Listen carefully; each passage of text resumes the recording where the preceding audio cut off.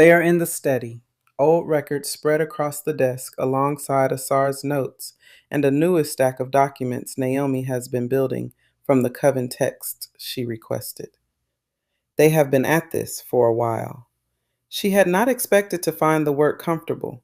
She had come into it braced for the particular strain of sitting across a desk from a man she had complicated feelings about while trying to think clearly. And somewhere in the second hour, the strain had simply stopped. The work was absorbing and he was good at it, and they had fallen into a rhythm without discussing it. Naomi sets down a page and picks up another. She reads something, stops, reads it again. The alliance document Asar found. The genealogical record. How far back does it actually go? Past the 12 generations he mentioned? Kalen reaches for a folder on his side of the desk. Asar pulled the full version yesterday. It goes back 17 generations on your maternal line. The moon goddess' descent is documented in 3 separate entries, each about 4 generations apart. Someone was tracking it deliberately. Someone in the kingdom was tracking my maternal line for 17 generations. Someone who understood what that line carried and wanted to know when it was close enough to matter. The last entry is dated 3 years before we were presented to each other. They are quiet for a moment. Naomi sets down the page she is holding.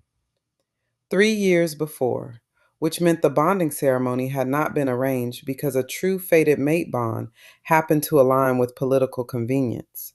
Someone had known what she was before she and Kalon had ever been in the same room, and had understood what joining their lines would mean for the kingdom, and had put them in each other's path deliberately. She did not know yet whether that made the bond feel more real or less. Kalon watches her work through it. It doesn't change what the bond is. No one could have known we were true mates. It only tells us that someone understood what a mate bond between us could potentially mean, what it would be before we did. That is a remarkably generous reading of someone arranging our lives without telling us. I have been practicing generous readings lately. It seemed worth trying. Naomi looks at him. Then something breaks open in her expression.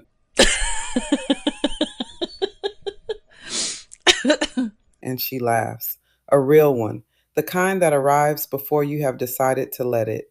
She had not laughed like that in a long time, and she was not entirely sure what to do with the fact that he was the one who had produced it. She picked up her page again and did not look at him for a moment while she put her face back in order.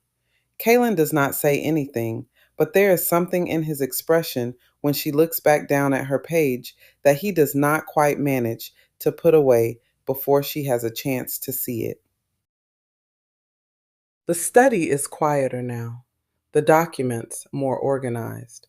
They have moved from the desk to the chairs beside the coffee table. The formality of the workspace has loosened into something more like 2 people sharing a room.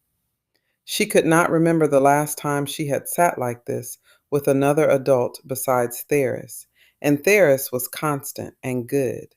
But this was different. This was the particular ease of someone who was working toward the same answer she was, who understood the weight of what they were looking at, and who did not need her to perform composure. Kaylin looks up from the folder. Can I ask you something that is not about the records? You can ask. Were you happy there? In the border territory? Before all of this? I was settled. I know that is not the same thing as happy, but it is not nothing. The children were happy and the work was fulfilling. It was real and I had them and Theris. That was enough for a long time. I was not. In case you were wondering. Not for a single day of it. Naomi looks at him. She believed him. That was the thing she kept arriving at, the thing she had been circling since he showed up at her door. She had spent 5 years building a story in which he did not want her, and every piece of him that she had seen since he arrived contradicted that story, and she was running out of reasons to hold on to it. I have something. When you have a moment. Kalen stands. He looks at Naomi. I won't be long. Naomi nods. She watches him go and then looks back at the document in her lap without reading it for a moment. She was going to need to decide something soon about what she was doing with all of this. Not the investigation. That had its own momentum, and she was committed to it. The other thing. The thing that had been building since he had shown up on her doorstep and she let him in. She was going to need to decide what she was going to do with that. Kaylin and Edric walked to a quiet stretch of corridor away from the study. No one nearby. Edric does not waste time. 2 confirmed. A man named Rael, who came on as a supply coordinator 8 months ago, and a woman in the domestic staff, Senna, who has been here 3 years. Neither of them moves like what they say they are. I ran their entry records. Both came through the same reference. The reference traces back to a name I recognised. Tell me. Someone who has had standing access to castle staffing recommendations for years. Someone whose position here would make a reference credible and unremarkable. Someone trusted. Say the name, Edric. Leora. The name sat in the corridor between them.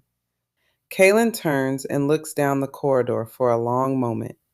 When he looks back, his expression is settled into something cold and focused. Watch them. Both of them. Nothing moves, nothing is said, nothing changes in how they are treated. I want to know who they communicate with and how before we do anything else. There's one more thing. The supply coordinator, Rael. He arrived 2 months after the first lead that pointed toward the border territory. The timing is not a coincidence. Kaylin absorbs that. 8 months ago, someone had placed a person inside his home in response to information about where Naomi was, which meant Leora had known before he did. You report only to me, not to Asar, not to Jorn. Only to me until I say otherwise. Yes, Your Majesty. I understand completely. Edric nods once and moves away down the corridor without another word. Kaylin returns to the study. Naomi is where he left her, the document in her lap, but she is not reading it. She looks up when he comes in and reads his face immediately. Tell me. Kaylin closes the study door. He does not sit down right away. Edric found 2 people inside the castle connected to whoever coordinated the ambush. Both placed through the same reference. The reference is Leora. Naomi is very still. She had been collecting pieces, and now a piece had arrived that connected to every other piece she had been holding. She always knew exactly what you needed to hear, the timing of her comfort and her counsel in the months before the ceremony. The things she had said that had seemed like kindness at the time and only looked like something else in retrospect. The thread she had been following had just found its anchor. She was always close to me. In the months before the ceremony, she was kind, and she always seemed to know what I was feeling before I said it. I thought she was a friend. I thought she understood what it was like to be new in this space and trying to find my footing. Kaylin crosses the room and sits across from her. She was paying attention to what you were feeling because it was useful to her. What she did with it was not friendship. She knew I was struggling with your distance. She never told me why you were distant. She just confirmed it. Let me draw the conclusions myself. And I gave her everything she needed to work with. My distance was real. She only had to point you toward it. I want to be angry at her. I am angry at her. But I have been sitting here for the last hour also understanding that what she worked with was real. You were distant. I was not wrong about that part. No, you were not wrong about that. I was, and I have been trying to figure out for 5 years how to say that in a way that doesn't sound like an excuse. Neither of them moves. She had needed to hear that. She had not known how much she had needed to hear it until he said it, and something in her chest that had been wound tight since she was 23 years old and standing at an altar, finally began to loosen. Naomi exhales. She looks down at her hands for a moment and then back up at him. I think I need some air. Will you walk with me?